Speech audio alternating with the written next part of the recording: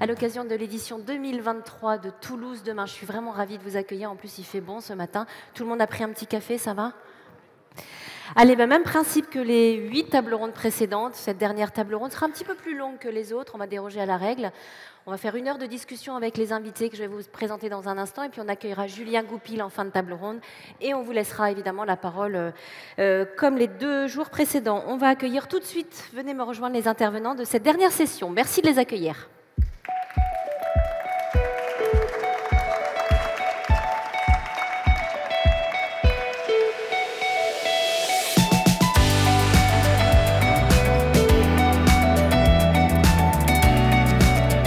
Allez, je suis ravie d'accueillir ce matin Philippe Pacheux, directeur général de Promologis Groupe Action Logement, Emmanuel Brassier, qui est bénévole pour Habitat et Humanisme Midi-Pyrénées, Franck Riot, directeur des grands projets et consultations pour Unity Habitat, Alexandra François Cuxac, présidente fondatrice d'AFC Promotion, et Jérôme Farco, directeur interrégional de CDC Habitat. Et en fin de table ronde, on accueillera Julien Goupil d'Empreinte Citoyenne, qui vient à nous retrouver sur cette scène. J'aimerais qu'on démarre avec vous, Monsieur Pacheux, donc directeur général de Promologis Groupe Action Logement. Action Logement, c'est de l'offre et de l'aide au logement, travaux, achats et investissements immobiliers, solutions de financement aussi. Est-ce qu'on peut considérer qu'un habitat accessible à tous est l'un des critères d'attractivité d'une ville aujourd'hui ? Bonjour à tout le monde, bonjour à toutes, bonjour à tous.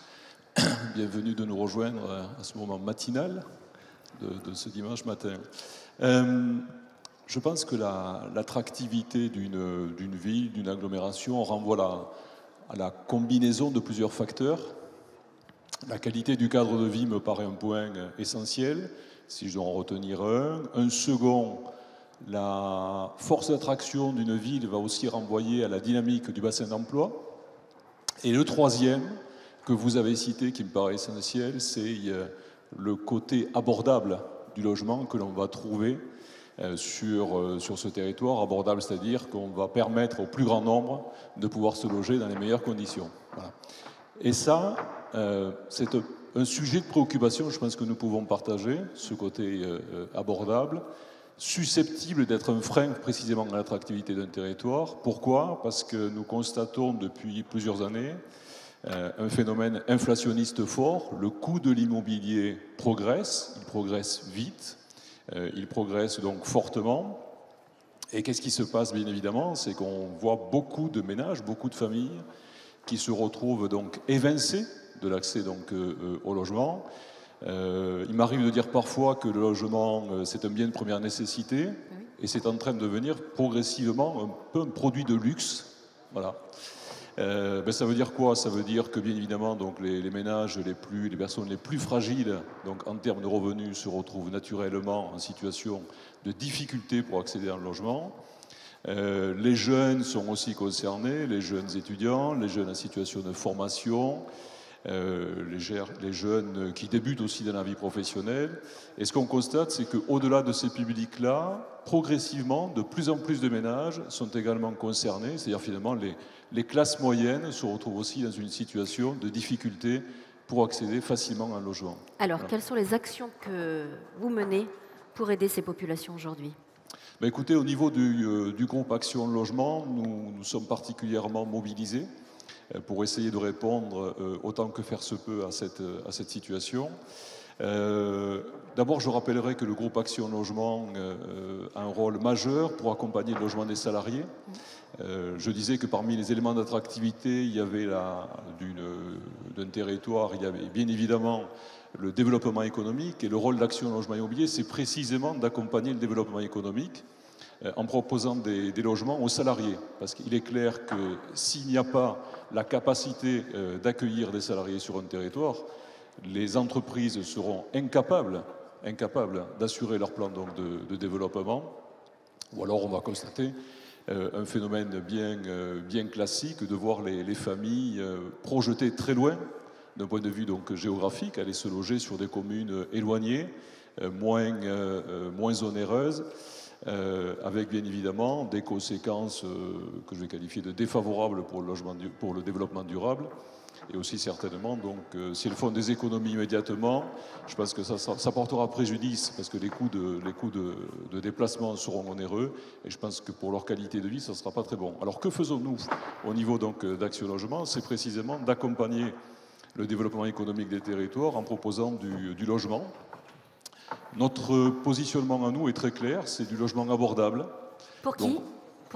Pour qui? Du logement abordable, c'est du logement que l'on va adresser à toutes les personnes qui sont sous conditions de revenus. Alors les conditions de revenus, il faut juste avoir à l'esprit qu'elles sont quand même relativement élevées. Pourquoi? Parce que 70% à peu près de la population française est éligible à un des logements abordables que nous allons réaliser. C'est du logement locatif social, du logement locatif intermédiaire, de l'accession à la propriété, toujours donc de l'accession abordable. Notre idée, c'est de venir nous situer en deçà en termes de prix du marché libre. Voilà. En deçà de en quoi? termes de prix, 10%, 20%? En termes de prix, on peut se situer jusqu'à, je dirais, sur du logement locatif social, 50%. D'accord. Par rapport donc au marché libre. Sur le logement intermédiaire, on sera plutôt au niveau de 20% en dessous. Donc l'idée, c'est d'avoir un spectre d'intervention relativement large qui va permettre à tous ceux qui ne peuvent pas se loger convenablement, je veux dire, par le marché libre, compte tenu de leur niveau donc, de ressources, et de leur permettre à ces gens-là donc, de leur proposer des solutions, du logement familial, du logement thématique pour des publics ciblés. Donc voilà notre cœur de cible. Quelles évolutions est-ce que vous avez notées au cours des 10, 20 dernières années et Action Logement en termes de chiffres, c'est quoi? Alors peut-être quelques chiffres pour poursuivre sur Action Logement. Donc Action Logement, à travers son pôle immobilier, est présent sur la France entière. Il intervient à travers des filiales qui sont présentes donc, sur chacun des territoires. C'est 5 sur le territoire de l'Occitanie. Il se trouve que j'en dirige l'une d'entre elles, donc Promologie. Ensemble, nous représentons 51 000 logements locatifs. Nous produisons, bon an, mal an, 2500 à 3500 logements par an. On en a livré 2500 l'an dernier, dont un billet sur notre territoire. C'est 600 collaborateurs mobilisés pour exercer cette activité. Et je vous disais donc une activité qui va concerner le locatif et l'accession abordable donc à la propriété. Vous m'interrogiez sur les évolutions sur ces dernières années. J'observe sur notre territoire toulousain et de métropole des évolutions très positives. Une volonté, une impulsion forte, locale, de favoriser la mixité sociale. Voilà. On va le retrouver notamment sur le PLUH. Alors j'aurais tendance à dire l'ancien PLUH, le feu PLUH. On attend donc avec impatience le nouveau. Une forte impulsion, je disais, pour favoriser la mixité sociale. On le retrouve avec des éléments programmatiques très forts, très diversifiés pour permettre à chacun, au regard de sa situation personnelle, de pouvoir se loger convenablement. Et un soutien fort apporté à la production du logement social, que ce soit du locatif social ou de l'accession à la propriété, encore une fois, donc abordable. Ça, c'est un point important. Cette impulsion, on la retrouve aussi dans les actes qui sont portés par la collectivité locale, ces éléments, donc, cette volonté de promouvoir la mixité sociale, la mixité fonctionnelle, de prendre en compte les enjeux du développement durable, c'est aussi donc très fort. Et si je devais citer une troisième évolution sur ces dernières années, je dirais le travail partenarial qui s'est renforcé entre tous les acteurs de l'habitat. Vous en avez quelques-uns donc, ici donc, autour de la table.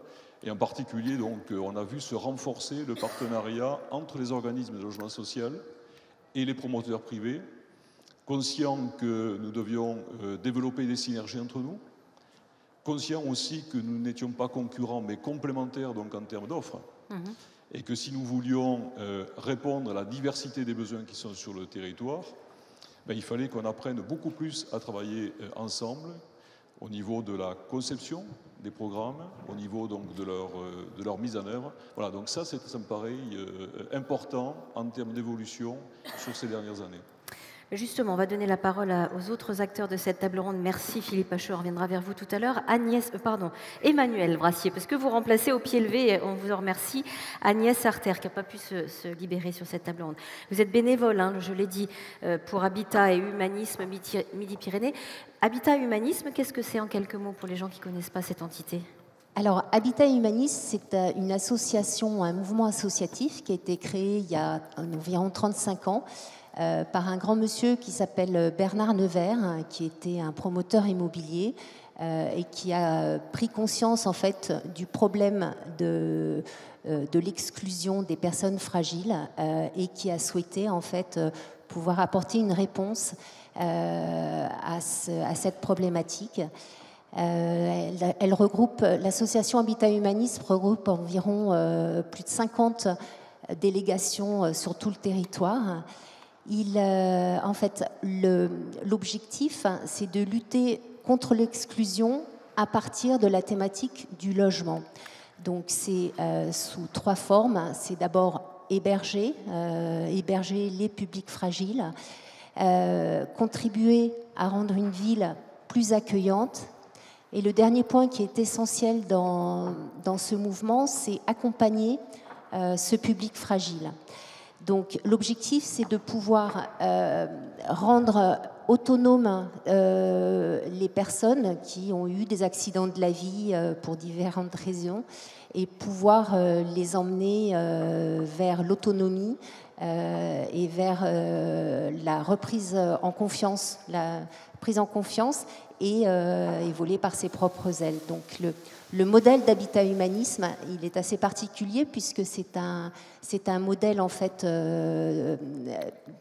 Il regroupe des bénévoles, il regroupe essentiellement des bénévoles avec quelques salariés et son fonctionnement, c'est les dons des citoyens. Et pour finir, en fait, les outils de cette association, c'est travailler sur les quartiers mixtes. C'est-à-dire l'idée, c'est de ne pas aller rajouter de la difficulté dans les quartiers qui rencontrent déjà des difficultés. Donc c'est vraiment aller vers des quartiers mixtes qui peuvent accueillir ce type de personnes. Et donc ça regroupe soit des logements en fait qui sont mis à disposition par des citoyens à l'association, donc dans le diffus, mais aussi maintenant le modèle, c'est des résidences intergénérationnelles qui sont portées par Habitat Humanisme.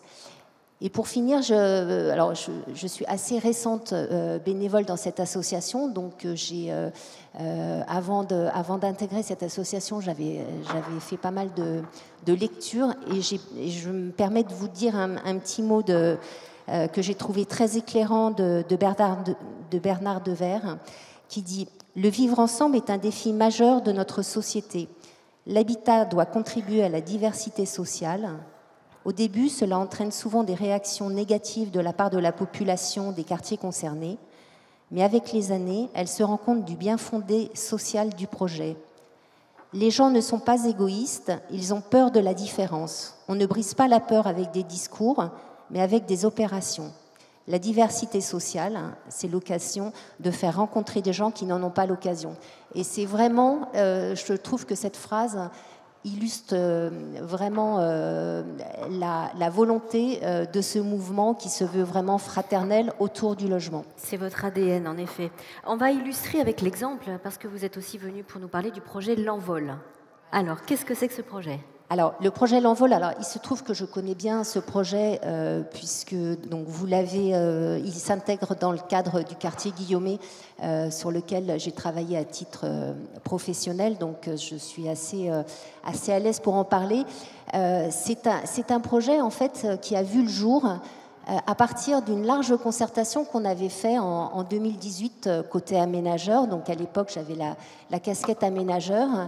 Et à l'issue de cette concertation, on s'est rendu compte qu'en fait, il y avait vraiment une demande très très forte de la part des citoyens autour du vivre ensemble, de la solidarité, des lieux pour se rencontrer, mais que les gens étaient bien sûr avait beaucoup de préjugés en fait sur le logement social.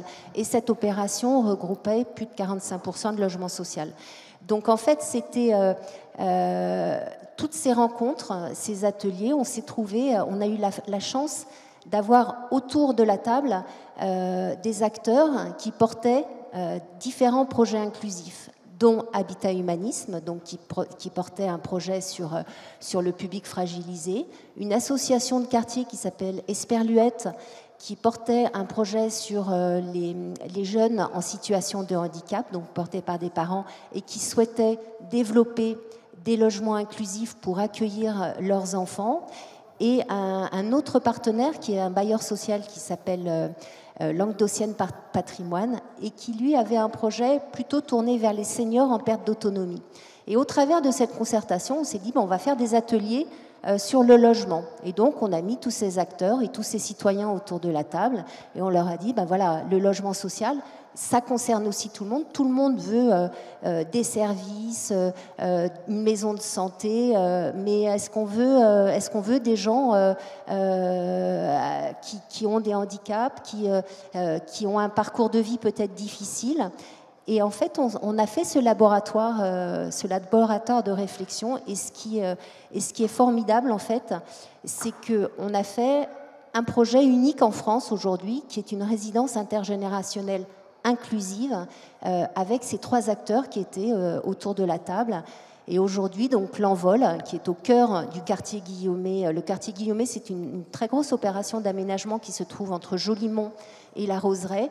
Et donc, aujourd'hui, 80 logements ont été ouverts en avril dernier et qui regroupent différents dispositifs du logement inclusif, à savoir une pension de famille. Donc une pension de famille, ça va accueillir des personnes qui ont rencontré des difficultés assez récurrentes d'insertion dans la vie. Donc c'est beaucoup des personnes fragiles qui étaient à la rue et qui ont besoin d'être accompagnées dans un parcours pour se sociabiliser. Une résidence sociale qui va accueillir des familles monoparentales, donc des femmes seules, mais aussi des jeunes en insertion. Et puis donc des seniors en perte d'autonomie. On a même poussé l'exercice pour faire une colocation senior de 3 personnes avec une chambre pour les aidants. Et pour vraiment travailler sur l'intergénérationnel, eh bien, on a aussi accueilli des familles classiques, mais qui souhaitaient intégrer ce projet de vie sociale. Alors, ces 80 logements sont-ils tous occupés aujourd'hui? Alors oui, ils sont occupés. Voilà, on a pris le temps, effectivement, pour bien les sélectionner, parce que la clé de ce fonctionnement, c'est que tout le monde adhère, et il fallait vraiment être bien convaincu que chacun pouvait contribuer à la vie sociale de cette résidence. En quelques mots, quels étaient les enjeux et les conditions de réussite de ce projet?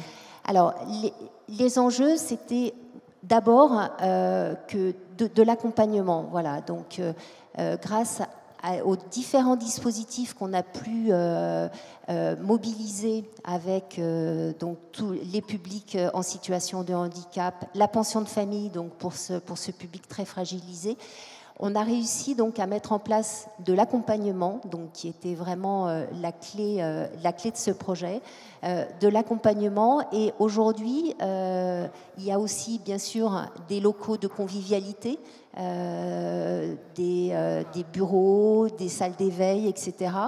Et tout est prétexte, en fait, au vivre ensemble. Donc cette résidence, elle est vraiment basée autour du vivre ensemble et de la solidarité. Voilà.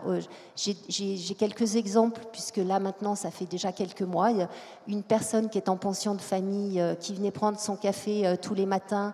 Le week-end, elle arrive, elle se rend compte que personne n'est là pour lui offrir son café.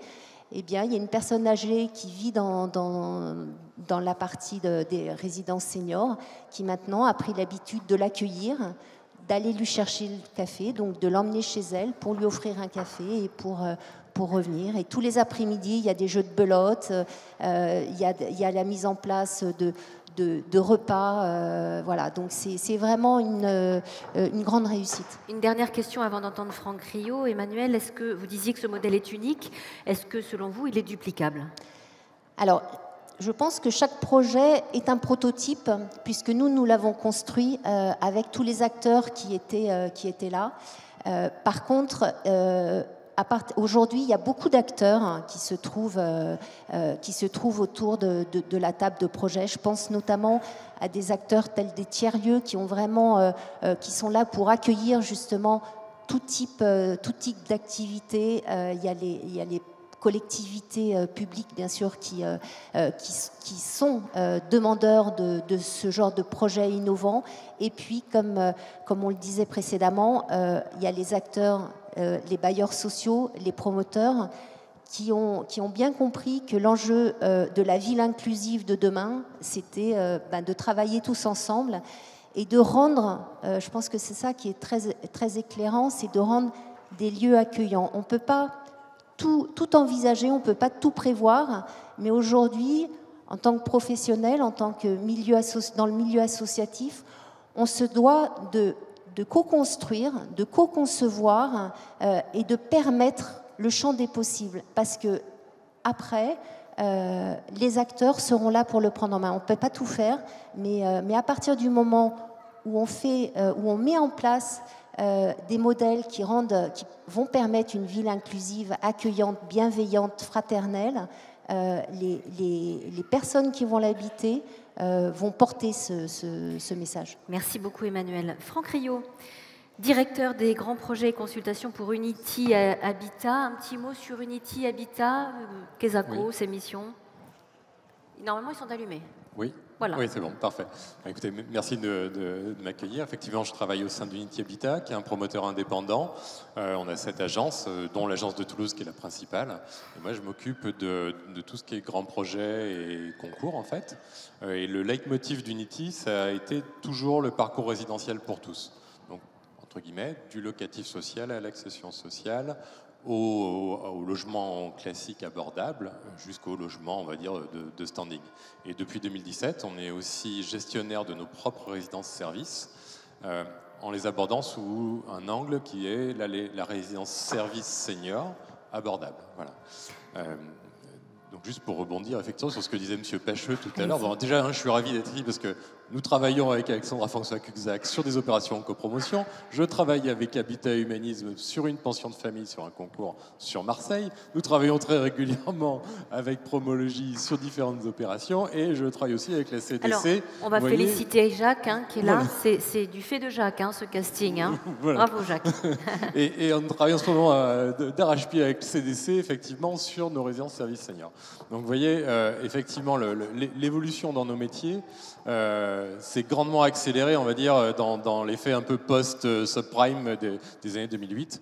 Parce qu'effectivement, aujourd'hui, la ville inclusive, pour moi, c'est une déclinaison encore plus forte, on va dire, du terme mixité sociale qu'on avait l'habitude d'utiliser il y a quelques années.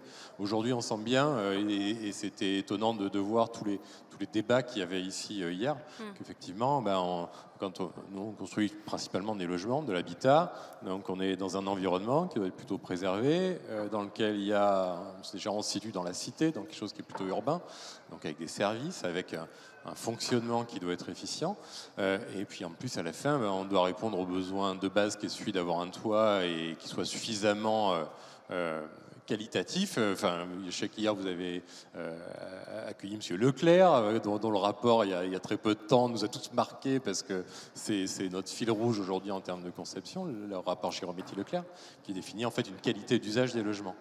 Donc nous après, à l'intérieur de ces objectifs et de cette nécessité d'apporter une réponse correcte, effectivement, on s'aperçoit que on n'est plus dans des modèles où on va faire que du logement, on va dire, pour caricaturer, que du logement Pinel ou que du logement social ou que du bureau, autre chose.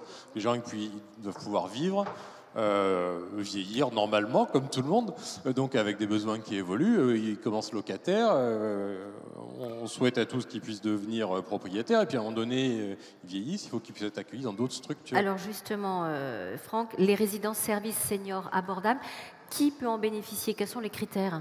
Alors, nous, on est un acteur privé, donc en fait, tout le monde peut en bénéficier.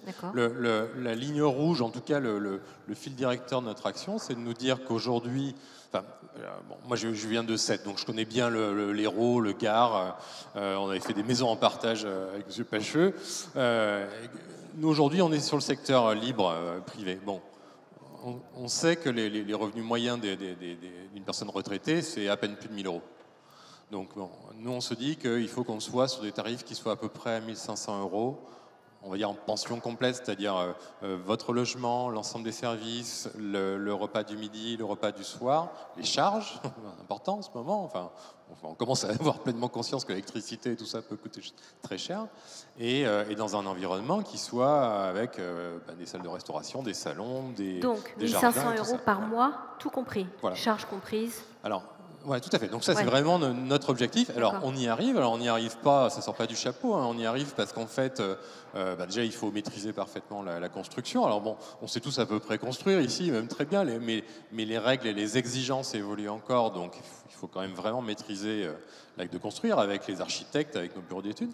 Après, derrière, alors, nous, on vend en bloc. La vente en bloc, vous savez, c'est quand, avant, vous pouvez vendre vos logements un à un. Nous, on vend tout le bâtiment à un seul interlocuteur. Alors, c'est ce qu'on fait quand on travaille pour un bailleur social, quand on lui construit un bâtiment. Mais il y a d'autres modèles.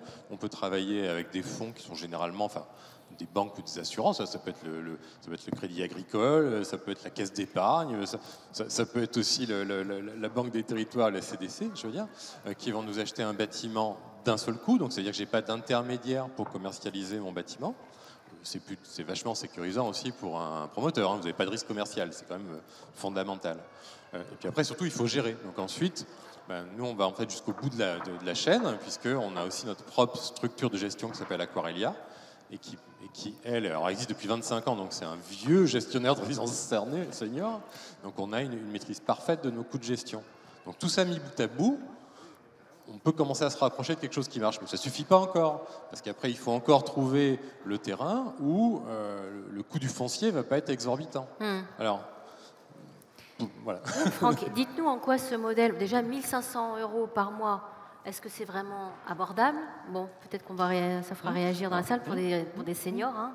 C'est peut-être questionnable, mais en quoi ce modèle est-il novateur, et surtout, en quoi est-ce qu'on tend vers une ville plus inclusive avec ce modèle? Alors, par rapport en termes de coûts, il faut savoir que d'habitude, on est plutôt à 2 000 €, si vous voulez. Donc nous, on est aux alentours de 30% moins cher que nos concurrents. C'est pas pour faire de la pub, c'est juste que le modèle qu'on développe, effectivement, il tend effectivement à se rapprocher de quelque chose qui est supportable. On sait bien que si on pouvait descendre en dessous, ce serait encore mieux. Alors, après, on y travaille aussi, parce que c'est pas le fantasme, mais je veux dire, ce qu'on aimerait tous pouvoir créer, c'est une résidence service avec des vrais services. Ça crée 20 emplois, hein, donc on s'inscrit vraiment dans quelque chose, et non délocalisable, comme on dit, hein, autour du Caire. Donc ça, c'est important, mais on sait bien qu'on voudrait aller encore plus loin et se rapprocher vraiment des loyers sociaux. Après, c'est cette forme de coopération et d'ingénierie qu'on essaye de trouver ensemble sur nos dossiers. Donc la résidence service senior toute seule, elle fait pas la ville inclusive. C'est ce que je vais mettre autour, en fait, qui va permettre de la faire. Donc, le projet qu'on présente à côté sur Sète commence à se rapprocher de cette idée-là. Alors, on sort pas de nulle part, on est en ZAC. Donc, il y a un aménageur public qui a pensé, qui a maîtrisé un terrain, donc avec des coûts de foncier pas trop élevés, et une programmation qui nous est imposée, mais ça tombe bien, elle nous va bien, où je vais faire ma résidence service senior, j'ai 30 logements locatifs sociaux pour l'OPH de Sète. Donc du coup, sur les 30, j'aurai à peu près la moitié qui seront plutôt dédiés à des seniors. Vu comme il y a certaines prestations qui sont faites au sein de notre résidence service, qui sont liées à la conférence des financeurs, avec la CARSAT et autres, donc qui sont entre guillemets quasiment gratuits, tout ça va pouvoir être... en fait, on a une plateforme de services qui va pouvoir être mise en commun et partagée en fait avec les futurs résidents du social. Le partage de repas et tout ça, ça fonctionne aussi. Donc, on a une mutualisation en fait de cette structure qui existe, qui va permettre de créer des choses. À côté de ça, il y a des logements abordables, il y a des logements plus classiques en location. Donc, finalement, tout ce petit écosystème va fonctionner simplement. Voilà. Est-ce que ce modèle est duplicable? Est-ce qu'il l'est d'ailleurs dans toutes les régions de France? On imagine que c'est en Bretagne ou oui, au alors sud de la France, c'est différent. on essaye, mais c'est vrai qu'après, c'est ce qu'on regarde avec l'agence de Toulouse, on le décline de différentes manières. À Castelginest, on a un projet qui n'est pas tout à fait une résidence-service senior au sens strict, mais qui est plutôt un aménagement, c'est aussi plutôt horizontal, sur lequel il y a des logements sociaux classiques, il y aura un peu de logements intermédiaires, il y aura des logements Pinel, et il y aura des logements dédiés aux seniors, et une salle commune, on va dire, qui va être animée par le personnel d'Aquarelia. Donc c'est encore quelque chose de différent. Si je vais en Bretagne, par exemple, alors là on intervient dans le cadre d'Action Cœur de Ville, donc qui permettent de redynamiser en fait des villes qui étaient un peu détendues, on va dire, en termes immobiliers. Là, on a pu monter notre résidence service senior. Il y a un local médical qui va être prévu à l'intérieur, et des logements sociaux et un parc public. Donc en fait, à chaque fois, on s'adapte en fait sur les différents sites. Ce qui est certain quand même, c'est que la tendance, c'est que plus on arrive à mixer les produits immobiliers, si je parle un peu plus technique, voilà, donc chaque produit a un montage financier derrière qui est particulier pour arriver à la fin à produire des surfaces, des loyers ou des prix de vente qui vont être en fait complémentaires. Et c'est là où on arrive en fait à pouvoir être efficient. Mais ça repose quand même très souvent sur le fait qu'il y ait eu une volonté politique forte. Un regroupement d'acteurs, parce qu'on a chacun vraiment nos spécificités, et vous avez quand même les deux piliers du logement social en France, entre Action Logement et la Caisse des dépôts. Je veux dire, c'est un métier de gestionnaire qui est juste incroyable, que le privé ne peut pas faire. Donc c'est cette complémentarité qui est fondamentale. On va revenir là-dessus. Merci beaucoup. Alexandra François-Cuxac, je l'ai dit, vous êtes présidente fondatrice d'AFC Promotion, première femme à présider la Fédération nationale des promoteurs de 2015 à 2021, si mes chiffres sont exacts. Et de 97 à 2000, vous avez été présidente de la Fédération Midi-Pyrénées. AFC Promotion, même punition que vos petits camarades. Qu'est-ce que c'est, ces missions ? AFC Promotion, c'est une société de promotion immobilière, un promoteur immobilier que j'ai créé en 1997 à Toulouse, spécialisé dans l'habitat résidentiel. On s'est ensuite développé dans les années 2000 en Nouvelle-Aquitaine avec une agence à Bordeaux et une implantation au Pays Basque et Landes. Et puis un petit peu plus récemment, ces 10 dernières années, en Île-de-France et encore plus récemment dans les Hauts-de-France. D'accord. Donc ce sont 4 régions dans lesquelles nous sommes implantés, sur lesquelles nous exerçons le métier de promoteur. Nous sommes indépendants. On réalise environ 800 logements par an en chantier en permanence. C'est ce qu'on essaye de faire. Mais vous avez vu que ce métier, il est très fluctuant et qu'il est ponctué de crises. Donc les chiffres qui sont vrais à un moment sont plus vrais après. L'idée, c'est d'essayer d'être un petit peu constant dans son positionnement. Nous, notre spécialité pendant très longtemps, ça a été de faire de l'habitat, avec des commerces en pied d'immeuble. Donc on a beaucoup travaillé dans les métropoles, dans Bordeaux, dans Toulouse, dans les villes du Pays Basque. Et puis progressivement, on s'est intéressé à un sujet qui était le sujet des transitions que l'on vit tous, la transition numérique, la transition écologique, et puis la transition, on va dire, sociétale. Oui. Et on a, c'est vrai, assez profité de la période du Covid qui nous a tous mis à l'arrêt pour achever la digitalisation de notre groupe, s'intéresser à notre impact carbone dans nos activités de constructeurs, parce qu'un promoteur, c'est avant tout un constructeur, un industriel, même si on est dans la catégorie des services, la promotion immobilière, on est quand même une véritable industrie quand on travaille avec nos amis du bâtiment et du logement, du tertiaire, de l'activité, de la logistique, etc. Et donc pendant cette période, on a essayé de calculer l'impact carbone de notre activité pour évidemment la réduire et essayer de faire du bien à la fois à la planète mais aussi aux personnes que l'on loge. Ouais. Et puis on s'est intéressé d'encore un peu plus près à l'impact sociétal, c'est-à-dire comment notre entreprise est capable de suivre les tendances de la société et de ne pas courir derrière les habitudes des gens. Les gens ont pris un certain nombre d'habitudes, ont changé leur comportement avant le Covid, pendant le Covid, après le Covid. Et on voit bien des grandes tendances se dessiner, et des tendances qui sont parfois assez vertueuses, assez bonnes, et puis des tendances que nous, on a considérées comme étant vraiment pas positives. Je pense à l'individualisation. Alors, on va revenir sur les effets, pardon, hein, Alexandra, post-subprimes que vous évoquiez à l'instant, et puis post-Covid sur l'habitat social. Mais juste pour faire un focus sur l'habitat senior, avec vous, Alexandra, quelle est la demande, quelles sont les attentes et les besoins aujourd'hui? Qu'est-ce que vous avez identifié? C'est vrai que dans le cadre de notre intérêt à l'impact sociétal de notre production de logement, on s'est intéressé plus spécifiquement à des populations qui ont besoin qu'on s'intéresse un petit peu plus à leur rythme de vie, à leur manière de travailler ou de ne pas travailler, à leur manière de se comporter et à leurs attentes. Et donc dans ces populations-là, il y a d'un côté des étudiants, qui sont des populations souvent fragilisées, parce qu'ils ont du mal à accéder au logement, et qui sont très dépendantes des parents ou des prêts étudiants. Donc ça, c'est quand même aussi un problème. Et puis les seniors, c'est-à-dire les gens de plus de 60 ans. Je rappelle juste que dans 10 ans, on sera 21 millions de seniors de plus de 60 ans. Je me mets dedans, parce que j'y serai aussi.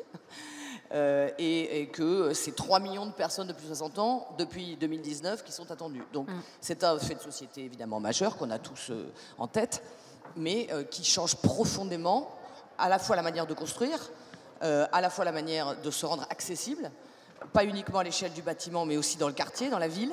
Comment est-ce qu'on va déambuler dans ces villes quand il y a des marches partout, quand il y a des accidents de parcours, etc. Et comment on fait la transition entre le quartier, la rue et notre bâtiment à nous. Et surtout aussi, de quoi ont-ils besoin? Et de quoi ont-ils besoin? Donc le socle, c'est évidemment le respect de l'environnement, donc le respect de la santé, donc les sujets de qualité de l'air, et tous les sujets qui ont attrait à la santé pour bien vieillir. Mais c'est aussi les sujets du prix, on en a parlé, parce que tous les seniors n'ont pas le même budget.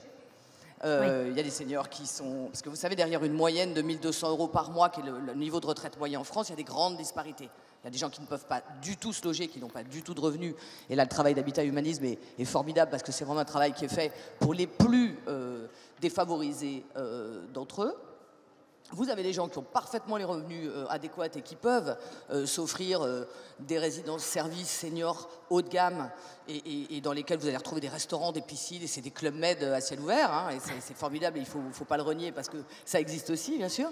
Au milieu de tout ça, il y a des modèles qu'a décrit Unity qui sont aussi importants parce qu'ils s'intéressent à la fois au coût et à la fois à l'implantation.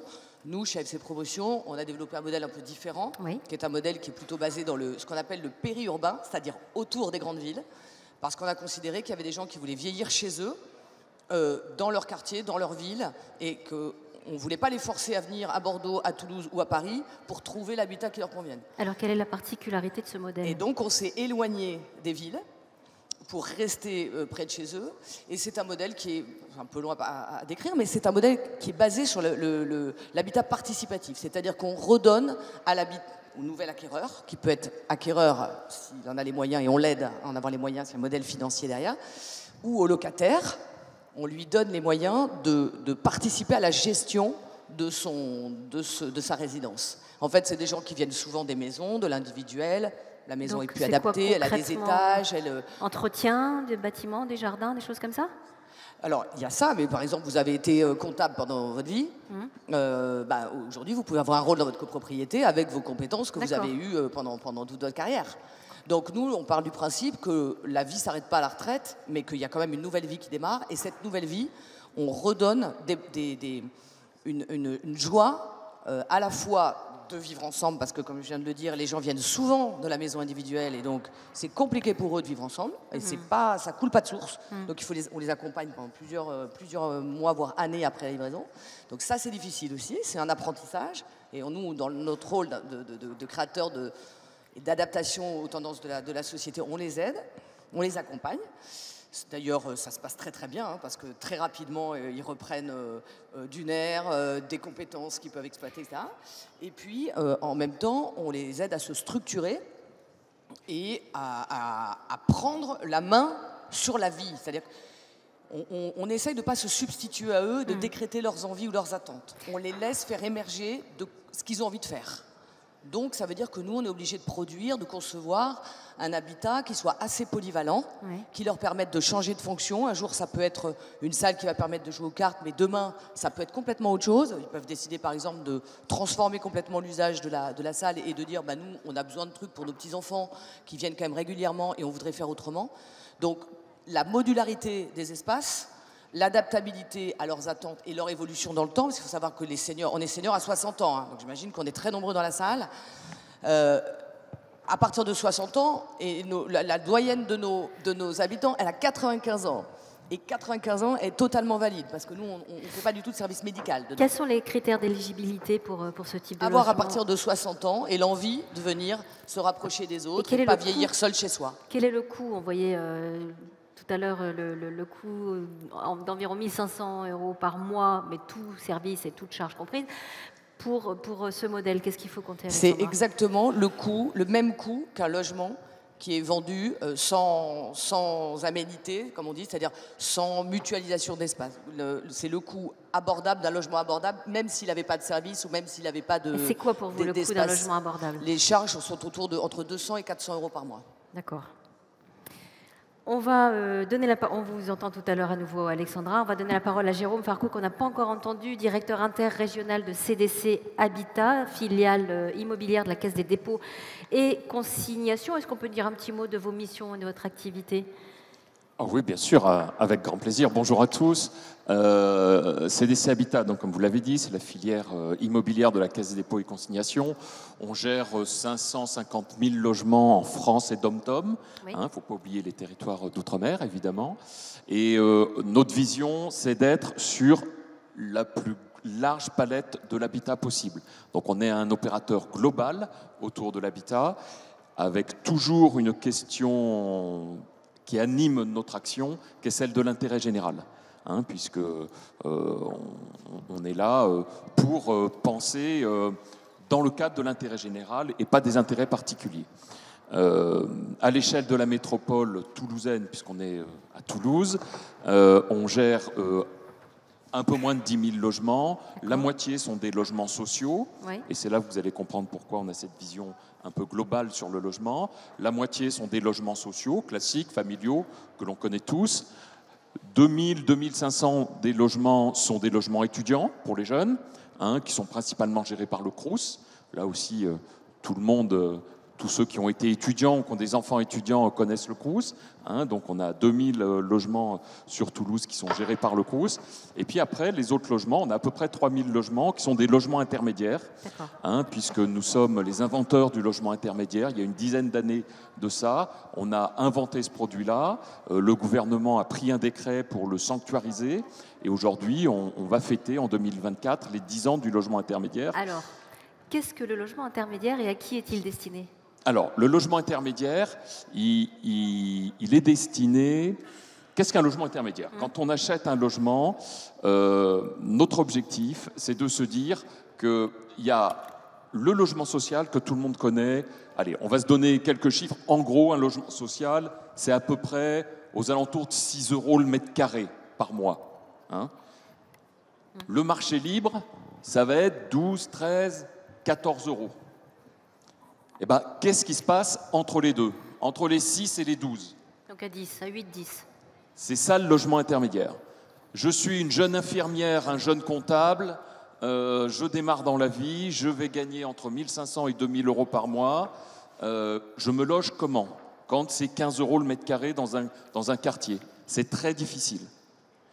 Donc il faut qu'on ait un produit au milieu, intermédiaire, qui permette aux gens qui démarrent dans la vie, aux gens qui divorcent, aux gens qui, à un moment dans leur vie, ont besoin d'un logement moins cher que le marché privé, mais qui ne sont pas prioritaires sur le logement social. Le logement social, on en fait tous, on sait que c'est la solidarité qui s'exprime pour les plus modestes, il y a besoin de loger, la ville se doit d'être mixte et doit avoir toutes les couches de population, mais on ne peut pas tous aller dans le logement social.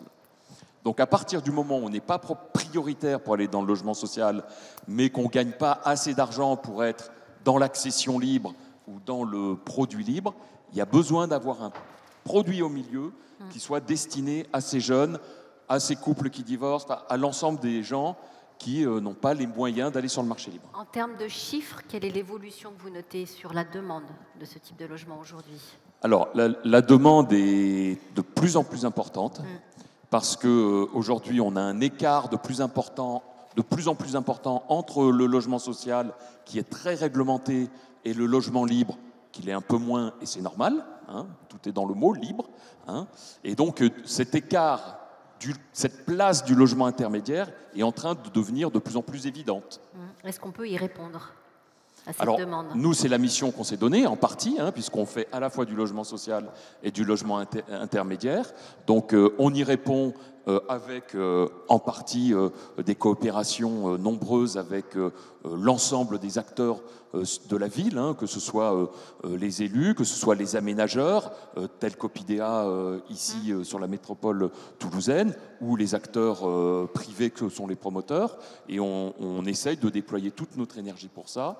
Et pour développer autant que possible ce modèle, sachant que notre vision d'intérêt général, c'est aussi d'essayer de prioriser ces logements intermédiaires vers ces travailleurs qui sont apparus comme par magie au moment du Covid, qu'on appelle, que nous on avait identifié depuis longtemps, qu'on appelle les travailleurs clés de nos métropoles. Comment envisager notre ville de demain si on ne peut plus loger les infirmiers, si on ne peut plus loger les pompiers, si on ne peut plus loger les gendarmes, si on ne peut plus loger les policiers municipaux, si on ne peut plus loger les collaborateurs qui travaillent dans les collectivités, enfin tous ces gens, les chauffeurs de bus, tous ces gens qui ne sont pas des gens qui ont des salaires très importants, il faut se dire les choses, eh bien, il faut qu'on puisse continuer à les loger dans notre métropole. Sinon, je ne sais pas quel monde, collectivement, on se prépare. Alexandra, vous réfléchissez à voix haute. Oui, mais et vice-versa. C'est-à-dire qu'on ne va pas faire des villes qu'avec des populations clés et plus de population pour les... Si voilà. La population des employés, des cadres moyens, etc. part en périphérie et qu'on n'a plus que des centres-villes avec des acteurs clés, vous voyez ce que je veux dire? On est d'accord. À un moment donné, il faut quand même que tout ça cohabite. Mais il y a de la place pour tout le monde. Et nous, la mission que l'on se donne, c'est bien autour de ce logement intermédiaire, d'aller vers ces populations dont on a tous besoin. Et on ne peut pas avoir une ville compétitive qui attire des cadres, qui attire des entreprises, si on n'a pas ces emplois-là aussi. C'est ce que j'allais vous demander aussi, en réaction à ce que vous dites, Alexandra, mais si on veut une ville avec plus de mixité, une ville plus inclusive, est-ce qu'il faut développer ce type de logement encore davantage aujourd'hui ? En tout cas, il y a une vraie demande. Il y a beaucoup de gens qui ont besoin de ces logements-là. Et ça touche aussi ça touche des jeunes, ça touche les quarantenaires qui divorcent, ça touche les 60, ceux qui ont 60 ans qui veulent se rapprocher de leurs enfants parce que leur enfant vient travailler à Toulouse, et il faut que j'ai envie de vivre à Toulouse pour être pas loin de mon fils, de ma fille. Ça touche ces gens-là. Et puis, ça touche même des seniors. Et vous parliez tout à l'heure des seniors. Nous, on essaye de développer un modèle d'habitat inclusif qui est à l'échelle d'une résidence d'avoir 2 ou 3 appartements partagés. Donc ça, c'est des choses très nouvelles, très intéressantes, qui sont souvent portées par des jeunes. Et ça, je trouve que c'est extrêmement intéressant que des jeunes s'intéressent au logement des anciens. Et comment est-ce qu'on les inclut dans nos immeubles. Et donc, on arrive sur cette base du logement intermédiaire, à avoir des modèles d'appartements où il y a 8 personnes âgées qui vont vivre ensemble, vont mettre en commun leurs aides. Ça fonctionne ? Ça marche très bien. Où vont mettre en commun leurs aides et il va y avoir un animateur ou une animatrice de l'appartement qui va être là de 8h le matin à 20h le soir. Donc, c'est un vrai accompagnement. C'est une vraie présence et on va s'adresser à un public qui commence à être en difficulté en termes d'autonomie. Donc on peut arriver aussi à développer des modèles qui sont extrêmement inclusifs, à la fois dans leur fonctionnement, mais aussi de se dire finalement sur une résidence, demain, on peut imaginer en rez-de-chaussée des commerces, des bureaux, du service public, premier et deuxième étage, des logements pour les seniors tels que je viens de vous le donner, et puis des logements pour les familles, et pourquoi pas quelques logements pour des jeunes et des étudiants aussi. Donc on peut aussi imaginer cette ville inclusive déjà à l'échelle d'un programme immobilier. Réagissez les uns les autres, Alexandra, je vous vois... Alors, moi, je souris, mais c'est pas du tout moqueur, parce que j'ai trop de respect pour le travail que fait la Caisse et que vous faites dans les régions. Ce qui me fait sourire, c'est qu'en fait, en nous entendant, je m'aperçois que tout le monde est concerné. C'est-à-dire qu'il n'y a plus d'urgence, il n'y a que des importances. Tous les publics. On a parlé des étudiants. On a parlé des familles monoparentales, on a Seniors. parlé des jeunes familles, des jeunes actifs, on a parlé des seniors. Donc finalement, quand on regarde tout ça, tout le monde est en besoin d'avoir un habitat adapté à son portefeuille, à son rythme, à son lieu de vie, qu'on n'habitera pas tous au même endroit et qu'on n'a pas envie de tous habiter au même endroit. Et que je pense que c'est derrière ça le sujet de l'aménagement du territoire et de l'équilibre entre les petites, les moyennes et les grandes villes. Je pense aussi qu'il faut faire attention, mais ça n'est que ma conviction, à l'espèce d'idéal un peu comme ça que j'entends souvent, utopique, où on dit on va mettre, pour simplifier les jeunes avec les vieux et tout va bien marcher, les jeunes vont s'occuper des vieux, les vieux vont adorer. Moi, je ne partage pas cette vision-là. Je pense au contraire qu'on n'a pas du tout les mêmes rythmes les uns et les autres, qu'on n'a pas les mêmes pôles d'intérêt, que quand moi je loge par exemple des personnes qui ont entre 60 et 95 ans, j'ai déjà 3 générations de seniors, et c'est déjà beaucoup d'entraide, beaucoup de solidarité, beaucoup de partage, et c'est pas si évident. Et qu'aller mettre par exemple dans une résidence au nom de l'intergénérationnel des jeunes qui vont écouter de la musique fort, qui vont pas avoir les mêmes rythmes de vie, de nuit, et tout ça, je pense que il faut faire attention, parce qu'il ne faut pas être source de conflit dans la manière dont on va obliger les gens à vivre ensemble. Donc, mais ça n'est que ma conviction, encore une fois, on trouvera peut-être des résidences intergénérationnelles qui marchent super bien. Mais moi, je fais quand même un peu attention à ça. Je dis aussi que vieillir chez soi, ça ne doit pas être un luxe. Et on a été trop, tous les uns et les autres, meurtris ou choqués par ces gens qui mouraient dans la plus grande indifférence et dans l'isolement total pour être suffisamment aujourd'hui conscients qu'il faut que cette solidarité s'exprime. Et je voudrais juste vous raconter une anecdote. Je l'ai racontée à une amie hier. Il y a un gars aux États-Unis qui a créé une start-up sur une sorte de blablacar. Sauf que son blablacar, il l'a fait pour les seniors. Pourquoi il l'a fait pour les seniors? Parce qu'il s'est aperçu que des personnes qui ont 70 ou 80 ans, elles préfèrent être conduites par une personne qui en a 60 et 65 plutôt qu'un jeune de 25 qui va fumer dans la voiture, rouler vite ou écouter la musique à fond. Et son truc, donc j'ai regardé attentivement ce que ça donnait, et ça marche du feu de Dieu. Parce qu'en fait, cette solidarité intergénérationnelle qui ne peut pas concerner de 20 à 90 ans, qui va concerner des communautés de générations, elle marche drôlement bien si on y fait attention. Alors Emmanuel va pondérer vos propos avec l'exemple de la résidence L'Envol. Ça marche plutôt bien, mais c'est récent encore, Emmanuel, on l'a dit. Alors oui, bien sûr, ça... C'est bon. On vous entend. Moi, je réagirais sur... Vraiment, je suis convaincue aujourd'hui que ce mélange de publics différents, c'est d'une extrême richesse, donc au niveau d'une résidence, mais aussi au niveau du quartier. C'est-à-dire que tout ne doit pas se faire au niveau d'une résidence. La ville, elle est inclusive au niveau d'un quartier. Et je reprends l'exemple de L'Envol sur le quartier Guillaumet. Avoir des acteurs relais comme une résidence intergénérationnelle qui va accueillir du public accompagné, de l'habitat participatif avec un collectif qui se crée leur propre logement, du public classique, des tiers-lieux, tout ça, ça rend la ville inclusive parce que les gens dépassent leurs préjugés, apprennent à vivre ensemble, apprennent à se connaître. Je pense qu'on est extrêmement cloisonné et on le voit de plus en plus. Donc, créer des lieux en fait de centralité où on puisse se rencontrer, se connaître, dépasser nos peurs, parce que c'est la phrase de Bernard Devers de tout à l'heure est vraiment très importante. On ne se connaît pas, donc on a peur. Donc ces lieux de rencontre à l'échelle d'une résidence sont extrêmement importantes et rien n'est figé en fait. Je pense que tout le monde aujourd'hui a envie d'une utopie, d'un monde meilleur, etc. Mais c'est à chacun de la faire. Donc les opérateurs vont mettre en place des outils qui vont de toute façon évoluer pour rendre la ville plus accueillante. Alors, il nous reste un peu moins d'une demi-heure. On va accueillir Julien Goupil dans quelques minutes et puis on va surtout vous donner la parole dans la salle. Mais une petite dernière question, un dernier tour de table à vous tous, mesdames et messieurs. Franck, vous évoquiez tout à l'heure la crise des subprimes qui a rebattu les cartes du logement social, inclusif, etc. Est-ce que le Covid, est-ce que vous avez le sentiment, vous professionnels de ces types d'habitats, est-ce que vous avez le sentiment que le Covid a réellement rebattu les cartes et fait émerger d'autres besoins, d'autres attentes des populations vers ces logements, justement? Je sais pas, le micro marche. Ouais. Je ne sais pas si le Covid en fait a vraiment fait réémerger en fait des besoins. Je pense qu'en fait les besoins ils étaient tous préexistants, en fait. La seule chose, c'est qu'on a pu les vivre de manière tous différente, je veux dire. Certains ont peut-être vécu un Covid très agréable parce que leur lieu de vie était très agréable, et d'autres ont subi l'exposition plein sud où il faisait trop chaud, le manque de balcon, le fait de ne pas pouvoir sortir. On a tous eu quelque chose de très intime, en fait.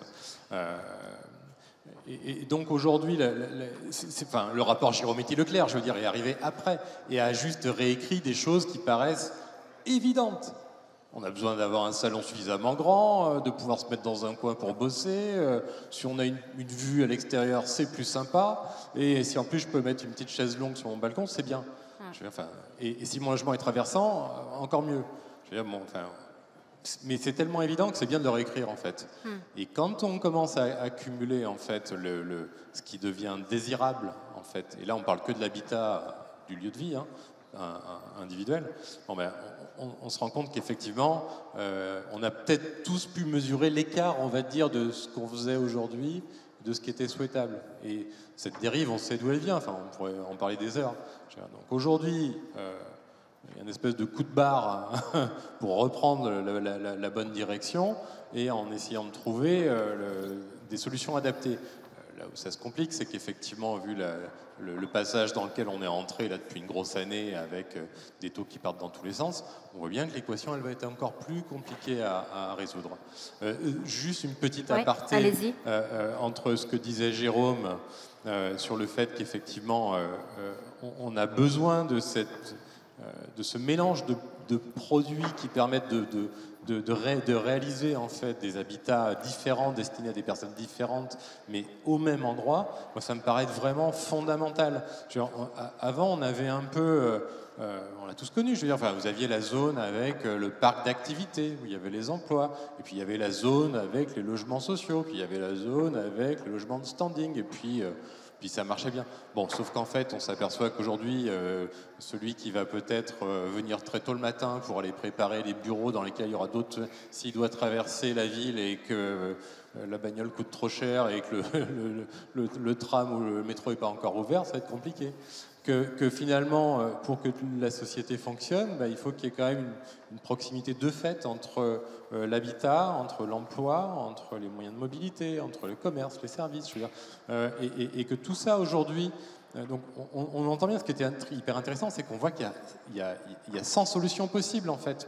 Là on parle que du senior, enfin après il y a l'étudiant, enfin, et tout ça aujourd'hui, on a vraiment des boîtes à outils assez exceptionnelles à utiliser.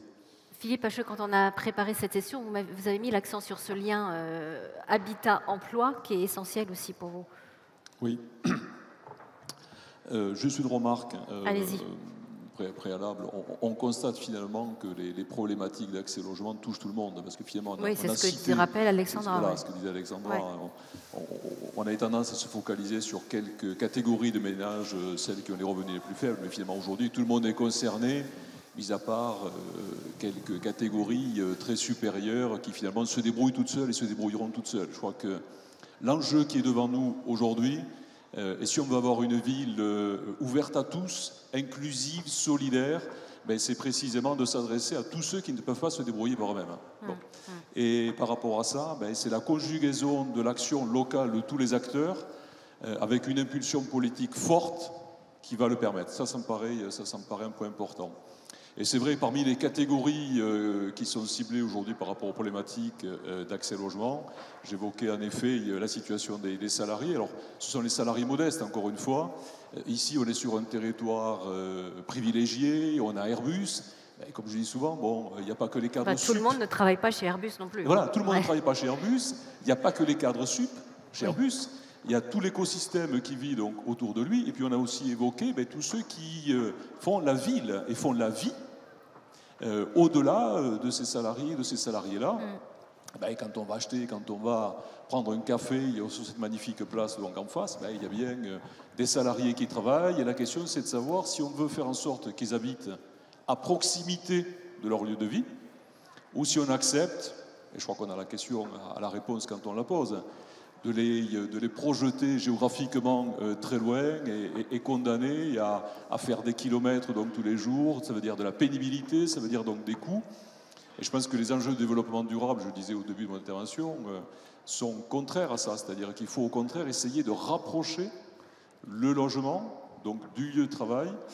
Et ça, c'est un enjeu fort sur lequel il va falloir vraiment que tous, collectivement, et en particulier les collectivités locales, se portent un regard. Pourquoi? Parce que je fais référence à la zéro artificialisation nette, oui, qui est inscrite dans les textes et qui va se matérialiser ou qui commence un peu à se matérialiser. Moi, je dis par rapport à ça, attention à éviter à ce qu'il y ait de compétition entre les territoires qu'on va réserver pour développer des pôles économiques au détriment du développement d'un pôle résidentiel. Voilà, du résidentiel qui comprend en compte toutes les composantes qu'on a évoquées les uns et les autres. Il ne doit pas y avoir de compétition, de concurrence. Il n'y aura pas de développement économique s'il n'y a pas un logement, encore une fois, pour accompagner le logement des salariés.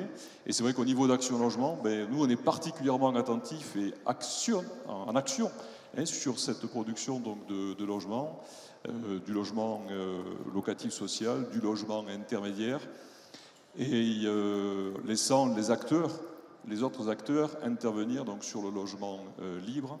Et je terminerai sur un point s'agissant du logement intermédiaire qui a été évoqué en particulier par Jérôme il y a quelques instants. Moi, ce que j'aperçois aussi à travers le logement intermédiaire, c'est une capacité pour les habitants que nous allons accueillir à l'intérieur de ces logements de devenir propriétaires. Voilà, ça c'est la promesse que nous faisons à nos locataires.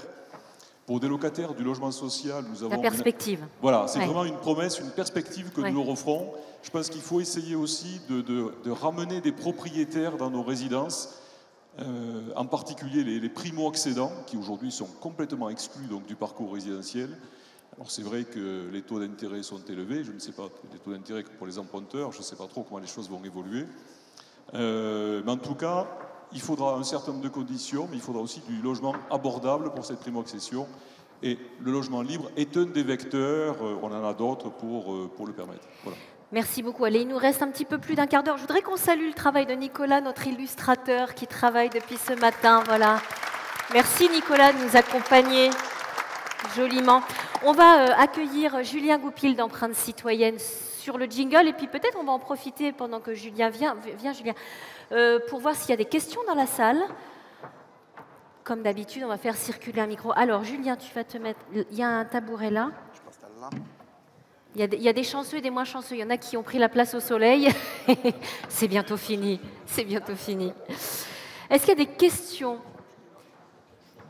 Pour l'instant, non. Alors, on va donner la parole à Julien, d'Empreinte Citoyenne. Julien, je vous voyais prendre des notes, là, réfléchir, etc. Peut-être nous dire, Julien, en quelques mots, que vous inspirent les propos des intervenants de cette dernière session. Bonjour à tous. Donc, Julien Goupil de l'association Empreinte Citoyenne. J'ai envie de dire les mots des intervenants de cette dernière session et les mots aussi des intervenants des 3 jours, puisque j'étais assidu sur les 11 ça fait 3 sessions. jours qu'on est là. Et on a entendu parler en effet du logement durable, Oui. du logement inclusif, du logement abordable. Moi, je vais un peu plus parler de la notion de réalisable, parce qu'il faut bien que, en effet, si on veut que le logement apporte toutes les vertus que l'on évoque, il faut qu'on puisse réaliser du logement. Et on voit bien aujourd'hui que la dimension, l'acceptabilité, en fin de compte, des projets est toujours un élément extrêmement sensible, qui aujourd'hui fragilise. Nous, l'association, on accompagne le dialogue citoyen dans les collectivités territoriales. Quand je dis le dialogue citoyen, j'aimerais bien déjà qu'on qualifie le citoyen. Parce que le citoyen, c'est pas que l'habitant. Le citoyen, c'est ce qui relie l'habitant, l'élu, le professionnel, l'association. On est tous, en fin de compte, citoyens et citoyennes.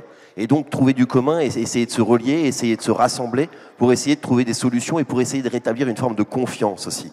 Moi, je pense que c'est là, après ces 3 jours, c'est un petit peu le sentiment que j'ai. C'est des objets, comme ce forum Toulouse Demain, ont vocation justement à rétablir une forme de confiance, pouvoir parler, discuter, pour trouver des solutions ensemble. Vous me disiez, pardon Julien, quand on a préparé cette session, que la question de l'habitat peut être parfois une question de crispation. Pour quelle raison? Fondamentalement, nous on accompagne à peu près, il y a 750 collectivités qui sont membres de l'association, et on voit que le sujet urbain est le sujet le plus sensible politiquement. c'est-à-dire qu'il les expose. Avant, j'ai envie de dire, l'urbain était peut-être un catalyseur de l'action politique. C'est quelque chose qui permettait d'affirmer le courage politique et qui donnait justement des voix. Aujourd'hui, ça a tendance à fragiliser, puisque, en effet, on est dans une forme de transition. Il y en a plein des transitions, hein, et il y a cette transition aussi citoyenne, qui est une transition, en fin de compte, qui va plus vers la coopération. Et je crois qu'on le voit, il s'agit, si je me spécifie au sujet urbain, parce que tous les sujets sont concernés, mais si je parle du sujet urbain, je pense que fondamentalement, il faut créer une culture urbaine. C'est-à-dire pouvoir parler de l'urbain ensemble, en croisant les perceptions, en assumant aussi les divergences. Et on le voit bien, hein, d'ailleurs, il peut y avoir, on s'est occupé de la consultation citoyenne en amont de Toulouse Demain, et il y a toujours ces préoccupations, mais c'est quoi, vous êtes quoi, c'est quoi les intentions? Et donc, en effet, on vit aujourd'hui dans un climat de défiance régulièrement. Et donc, il faut fondamentalement reconstruire la confiance, et je pense que là, on voit bien, au travers de ces 3 jours, des élus, des professionnels, des citoyens, des habitants qui viennent se réunir. Donc on est extrêmement attaché à ça, et parce que sinon, la crispation, on ne va pas réussir, c'est pas d'une baguette magique qu'on va lever ces préoccupations et ces crispations. Alexandra, le terme de crispation vous fait un peu... Vous me sentez crispée? Vous n'êtes pas d'accord? Non, ce que je pense, c'est qu'il faut qu'on apprenne aussi. On fait un métier très compliqué, qui est technique, qui est bourré de mots compliqués, pour parfois décrire des tendances qui sont simples et qui sont du quotidien. Et je pense qu'il faut qu'on arrive, mais il faut qu'on arrive à avoir des propos plus simples, plus vulgarisés. Ouais. J'ai assisté aussi pendant 3 jours aux échanges. Et j'ai trouvé qu'on avait tous une tendance très vite à s'enflammer dans des concepts, l'urbain, le machin. Et en étant face à des habitants, je me dis, est-ce qu'ils nous comprennent bien, quoi? Qu'est-ce que c'est l'urbain? Qu'est-ce que c'est la mixité? Je me demande aussi, dans ces crispations, si on n'a pas besoin d'être beaucoup plus simple, de parler le même langage, de se poser. Il y a plein de générations différentes. C'est comme si des jeunes de 20 ans se mettaient à vous parler en verlan, à moi, et que je ne comprenne pas. Je pense qu'il faut qu'on arrive à trouver un langage commun pour des choses qui ne sont pas des concepts. C'est juste la vie qui évolue, les besoins qui changent, la société qui bouge. Donc comment on fait ensemble se mettre autour de la table tranquillement pour se parler. Et c'est vrai qu'on a quand même un peu de monde, mais on n'a encore pas assez de monde, parce que je pense que on voit bien que c'est difficile, que des habitants viennent voir des professionnels dans une boîte en plastique qui est magnifique, qui va parler de choses où peut-être ils se sentent exclus. Et moi, ce qui m'interpelle, et puis c'est une initiative privée de faire ça, c'est les acteurs privés qui ont envie de se mettre à la disposition des habitants pour essayer de leur expliquer ce qu'on fait. Et nous, on a envie de les entendre en disant, mais vous avez envie de quoi? Et donc ce dialogue, il doit perdurer toute l'année, tout le temps. Voilà, moi je rends honneur à ceux qui ont organisé ça, qui s'y sont investis, mais je dis aussi, il ne faut pas que ce soit une fois comme ça tous les 2 ans. Oui. Comment on maintient le dialogue et comment on continue ça en dehors de toute idée politique? Vous avez compris que nous, on n'était pas des politiques. On a besoin de portage des élus, on a besoin du portage des aménageurs, de tous les acteurs. Et les élus doivent nous aider, nous faciliter à réserver des terrains pas trop chers pour qu'on arrive à faire la ville inclusive, évidemment. Parce que si les terrains sont aux enchères, on n'y arrivera jamais. Donc bien sûr qu'il y a un portage politique, mais politique au sens noble. Donc moi, je me dis aussi... voilà, à quel moment on se met les uns et les autres, calmement, sans idéologie, juste pour avoir un projet de vie commun. Nous, on est juste des opérateurs, des acteurs, on met un savoir-faire à votre disposition, mais c'est tellement important, le logement. On y vit 80% de son temps quand on est senior, donc à un moment donné, c'est peut-être l'endroit le plus important et la ressource la plus importante dont on ne doit pas manquer. Je vais vous redonner la parole, Julien, mais je me tourne quand même vers la salle. En réaction aux propos d'Alexandra, dites-nous un petit peu si tous ces termes vous paraissent conceptuels. Est-ce qu'on parle clairement? Quelles sont vos attentes? Quels sont vos besoins? C'est le moment de vous exprimer. C'est la dernière session. Voilà, madame, vous avez déjà participé hier. Vous êtes une fervente participatrice de ces journées et on vous en remercie. Vous nous avez indiqué toutes sortes d'organismes. Vous n'avez pas annoncer combien de temps d'attente si je perds mon travail, mon couple demain. Combien de temps d'attente pour un logement? Pour un logement dans ces différentes associations. Question si intéressante. vous pouvez le dire dans un langage non fonctionnaire pour qu'on arrive à bien dans un langage simple. Quelle est l'attente, typiquement? Alors, sur ce qui est le logement social, il est sûr que dans une métropole comme Toulouse, il y a de plus en plus de demandes. Et donc, le temps a plutôt tendance à augmenter qu'à diminuer. Alors, mais concrètement, on est sur 3 mois, 1 an, 10 ans? Aujourd'hui, sur la métropole toulousaine, on attribue un logement pour 4 à 5 demandes. Tous les ans, on a 5 fois plus de demandes que ce que nous pouvons attribuer. Les attributions, c'est des logements neufs que l'on livre, et puis c'est la rotation des gens qui s'en vont, et donc des logements qui se libèrent. Eh bien, on a 5 demandes pour une attribution. Donc, et ça, c'est plutôt quelque chose qui augmente. Donc, ça veut dire que le temps d'attente augmente.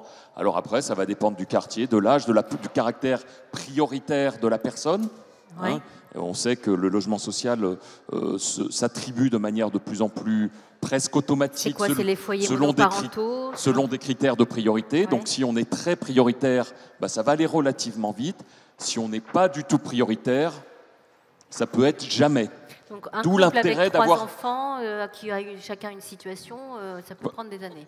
Et voilà, quelqu'un, en gros, on reprend l'exemple tout à l'heure, le jeune qui s'installe, qui travaille, il a un petit salaire, il n'est jamais prioritaire dans le logement social parce qu'il n'est pas dans une urgence sociale. Alors Philippe, ensuite Alexandra, puis Emmanuel.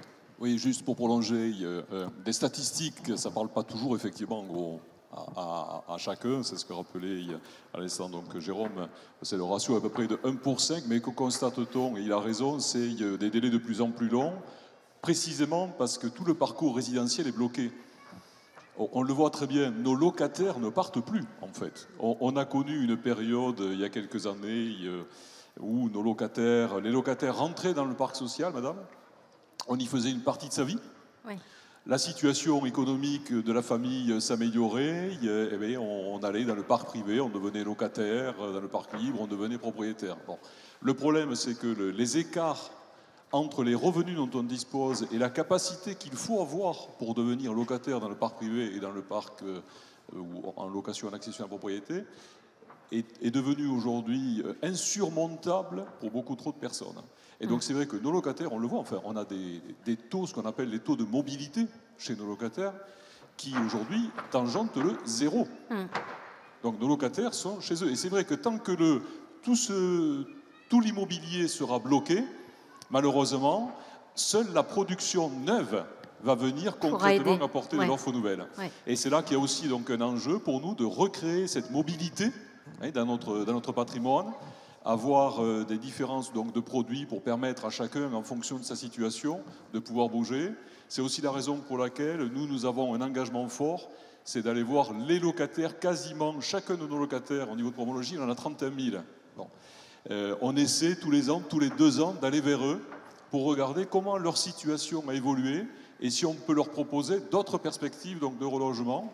Ils vont libérer un logement et ça permettra donc d'accueillir donc une nouvelle famille. Donc un enjeu de mobilité dans le parc existant et aussi un enjeu fort, donc on insiste beaucoup là-dessus, de produire du logement neuf si on veut créer ce mouvement-là. Allez, très rapidement, Emmanuel, Alexandra, Julien. Alors, les mouvements associatifs, alors je représente Habitat Humanisme, mais il y en a énormément d'autres, sont là pour les publics qui, justement, n'ont pas accès au logement social et encore moins au logement libre. Donc, ce ne sont pas des locataires, en fait. Ils ont un logement temporaire et l'objectif, c'est de pouvoir accueillir ces publics qui, aujourd'hui, ne sont éligibles à rien pour les accompagner vers le logement social. Donc c'est aussi une réponse pour loger les gens. Alexandra, voilà, prenez le micro de Julien et Julien passe la parole. Moi j'ai envie de dire pourquoi on a besoin de logement. On a besoin de logement parce qu'on fait plus de naissances que de décès. Donc déjà on a une croissance démographique en excès. Ensuite on divorce plus. Donc on a beaucoup de cohabitations. Donc quand un couple divorce, il a besoin de 2 logements au lieu d'un. Et on accueille plus 15 000 habitants à Toulouse chaque année. Et ensuite on a des nouveaux arrivants, ce qu'on appelle la mobilité résidentielle, les gens qui changent de région. Tout ça crée aussi des demandes de logement. Donc du coup, tout le monde avait dit il faut à peu près construire 450 000 logements en France. Aujourd'hui on n'en est même pas à 300 000. On ne sait plus construire. Pourquoi on ne sait plus construire ? Parce qu'une fois qu'on est arrivé dans la ville et qu'on a ce logement, on n'a plus tellement envie d'avoir l'autre qui arrive à côté, on n'a pas envie qu'on se fasse boucher la vue, on n'a pas envie d'avoir plus de voisins, on est tous un petit peu égoïstes. Et ça, c'est une tendance de fond de l'humain et on ne sait pas comment dépasser ça. On ne sait pas comment faire pour que les uns et les autres, on devienne un tout petit peu plus tolérants pour accepter que les autres arrivent aussi. Et puis parce que quand on fait des chantiers, c'est beaucoup de problèmes, beaucoup de bruit, beaucoup de poussière, que ça emmerde tout le monde, que la rue soit fermée parce qu'on ne peut pas rentrer chez soi. Donc tout ça, fabriquer la ville, la construire, même la rénover. Vous verrez, aujourd'hui, vous sentez plutôt la construction, mais la rénovation, ça va être la même chose. Quand on va vous rénover l'immeuble d'à côté et que ça va faire un boucan pendant 2 ans, ça va être aussi un problème. Donc la difficulté qu'on a tous les uns et les autres, c'est la tolérance. Et comment on fait avec ça? Alors est-ce qu'on se dit, on construit moins, tant pis, et puis on se met à plusieurs dans des appartements et ça commence? La colocation, c'est pas autre chose. On fait pas assez de logements étudiants, donc on les met à 4-5. On fait pas assez de logements seniors, donc on les met à 5 ou 6. Il y a des modèles. Voilà pourquoi on se met à plusieurs dedans. Et je parle même pas des saisonniers. Moi, je viens d'une région qui est la Côte Basque. Mais les saisonniers, on sait plus où les mettre. On va les mettre à 6 par chambre. Donc, en fait, ce que je veux que vous compreniez, si jamais on pouvait essayer de sortir là-dedans quelque chose, c'est qu'il ne faut pas voir la construction comme quelque chose d'avide ou de pas nécessaire. Il faut voir la construction qui est peut-être un mal, parce que c'est des problèmes au quotidien, pour un bien qui est quand même l'intérêt général dont monsieur a parlé et qui est au cœur de notre sujet de vie en société. C'est tout ce que j'ai envie de dire. Julien, un dernier petit mot. Non, mais justement, on parlait de temporalité. Alors, ma réponse, elle concerne pas directement la question de madame, mais je pense qu'en effet, cette temporalité aussi d'un projet immobilier, elle doit intégrer ces étapes en amont. Elle doit intégrer ces espaces déjà de dialogue pour comprendre l'opportunité de l'urbain, du logement. Et lorsqu'il y a un projet, certes, il faut que le porteur de projet soit accessible, mais il faut qu'il soit aussi à l'écoute. Et après, c'est comment on agrège. Moi, je dis toujours, un projet acceptable, c'est quoi? C'est intégrer le désirable de l'habitant, le souhaitable du politique et le faisable des opérateurs. Si on n'agrège pas ces 3 sensibilités, ces 3 expertises, eh bien on n'arrive pas justement à obtenir l'acceptabilité. Et là, je vais vous dire que les délais vont être d'autant plus rallongés. Une dernière question et on conclut la session. Gérald. C'était, tout à l'heure, tu disais plus d'urgence que d'importance. Hein, c'est ça? Donc, je ne sais pas si on ne peut pas l'inverser, parce que je pense qu'il faut de l'urgence. Et tous ces sujets sont importants. Et on voit bien que dans les délais, ce que disait madame un peu, c'est toute cette mise en œuvre est longue à comprendre pour le particulier, pour les Toulousains que nous sommes. Et c'est vrai qu'on est sur presque une philosophie, aujourd'hui, de discussion. Et je pense que le commun des mortels, aujourd'hui, perçoit l'intérêt de chacun. D'ailleurs, vous avez, et je rebondis sur ce que tu as dit, ce tableau dans le fond qui montre un petit peu les intérêts de chacun et leurs attentes. Avec les post-it. Avec les post-it, vous pouvez d'ailleurs y aller, continuer. Ça va des fontaines à eau à d'autres sujets.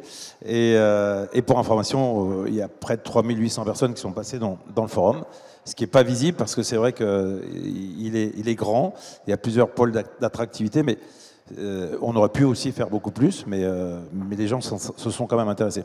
Donc entre urgence et importance, j'ai envie de dire que travailler dans l'urgence, c'est jamais bon. Pourquoi on est un peu maintenant arrivé dans une situation d'urgence? C'est parce qu'on n'a pas été capables les uns et les autres, tous ensemble, d'avancer de concert. Et que du coup maintenant, oui, il y a des urgences parce qu'il y a des gens qui ne sont pas logés ou mal logés. Donc ça constitue une urgence. C'est aussi grave que la pénurie d'eau à 15 ans ou l'urgence, les différentes urgences que tu as décrites. Donc, on ne peut pas travailler dans l'urgence. On ne peut pas se dire l'urgence est une méthode. Il faut qu'on construise et ça prend quand même du temps. Mais maintenant, effectivement, il y a quand même des populations auxquelles ils vont répondre. Mais quand je vois aussi, qu'il y a eu beaucoup d'obsessions, par exemple, pour la décarbonation et pour la planète pendant 3 jours. Évidemment qu'il faut faire attention à notre planète et que nos usages. Mais moi, je considère que l'humain, c'est encore plus important que la planète. Donc il faut faire les deux ensemble. Mais je préfère sauver l'humain que sauver la planète. Ça va ensemble. Oui, ça va ensemble. Mais on parle beaucoup en France maintenant de décarbonation et peut-être pas suffisamment d'inclusion. Alors, je voudrais juste apporter quelques éléments positifs sur le débat. D'abord, je vous l'ai dit, on intervient sur toute la France et les dom-toms. Je peux vous dire qu'on est sur Toulouse Métropole, sur une métropole particulièrement dynamique, y compris en termes de construction. On a des collectivités, des élus, des associations qui sont favorables au développement du logement depuis longtemps. Et on est vraiment sur une métropole qui a un vrai dynamisme parce qu'elle a une maladie, mais qui est une maladie positive. C'est-à-dire qu'elle est attirante, Ouais. elle est attractive. Et vous savez, ce qu'on dit, c'est qu'il vaut mieux faire envie que pas. Et la métropole toulousaine, elle fait très envie. Il y a beaucoup de gens qui viennent nous voir, qui viennent habiter ici. Et ça, c'est une très bonne maladie parce que ça apporte de l'énergie aux entreprises, ça apporte du développement économique, ça apporte ce dont a besoin une métropole pour vivre. Donc ça, c'est très bien. C'est une très bonne maladie, le développement. Mais effectivement, il faut continuer à construire. On a des collectivités qui souhaitent accompagner ça. Il faut que nous, les acteurs, on soit en capacité de le faire. Et enfin, on a une deuxième chose qui est très favorable dans notre métropole, c'est que on a encore un peu de place. D'abord, on peut construire la ville sur elle-même. La ville de Toulouse et la métropole toulousaine n'est pas une ville très haute, alors que si vous allez à Lyon, à Bordeaux, vous verrez que les villes sont beaucoup plus hautes. Donc on a de la place verticalement et on a encore au sein des communes des espaces de développement. Là, et ça, c'est les acteurs tech Copidea qui les développent parce qu'il faut que ce soit concerté, évidemment. Mais on a plein de facteurs positifs dans notre métropole. On a une bonne maladie qui est celle du développement. À nous de l'accompagner. Merci de conclure sur ce message positif. J'aimerais qu'on félicite chaleureusement les intervenants de cette dernière session. Merci mesdames, merci messieurs. J'en profite également pour remercier les équipes de Médiane qui ont fait un travail de fou pour monter ça pendant 3 jours. Bravo à toutes les équipes, il y en a beaucoup qui sont derrière et qui bossent comme des malades depuis des jours et des jours pour monter ce projet. On peut les applaudir, les équipes de Médiane. J'aimerais qu'on remercie, qu'on félicite chaleureusement tous nos techniciens qui gèrent aussi ces sessions depuis 3 jours. Et les caméras, ça chauffe derrière, ça chauffe aussi depuis 3 jours. Bravo à eux parce que c'était un challenge qu'ils ont su relever. Bravo. Merci Nicolas de nous avoir brillamment accompagnés pendant 3 jours aussi. Merci énormément à vous.